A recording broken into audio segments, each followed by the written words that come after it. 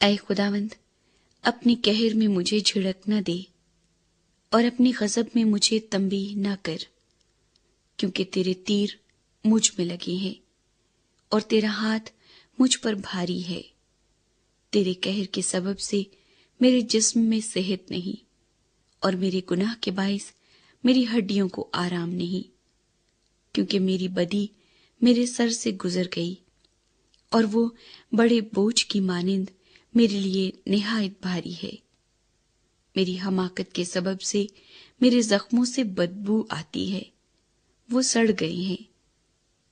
میں پردرد اور بہت جھکا ہوا ہوں، میں دن بھر ماتم کرتا پھرتا ہوں، کیونکہ میری کمر میں سوزش ہی سوزش ہے، اور میرے جسم میں کچھ صحت نہیں۔ میں نحیف اور نہایت کچلا ہوا ہوں، اور دل کی بے چینی کے سبب سے کراہتا رہا۔ اے خداوند، میری ساری تمنا تیرے سامنے ہے، اور میرا کراہنا تجھ سے چھپا نہیں۔ میرا دل دھڑکتا ہے، میری طاقت گھٹی جاتی ہے، میری آنکھوں کی روشنی بھی مجھ سے جاتی رہی۔ میرے عزیز اور دوست میری بلا میں الگ ہو گئے، اور میرے رشتے دار دور جا کھڑے ہوئے۔ میری جان کے خواہاں میرے لیے جال بچھاتے ہیں، اور میرے نقصان کے طالب شرارت کی باتیں بولتے اور دن بھر مکر و فریب کے منصوبے باندھتے ہیں، پر میں بہرے کی مانند سنتا ہی نہیں، میں گونگے کی مانند منہ نہیں کھولتا، بلکہ میں اس آدمی کی مانند ہوں جسے سنائی نہیں دیتا اور جس کے منہ میں ملامت کی باتیں نہیں۔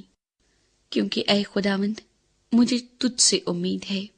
اے خداوند میرے خدا، تو جواب دے گا، کیونکہ میں نے کہا کہ کہیں وہ مجھ پر شادیانہ نہ بجائیں۔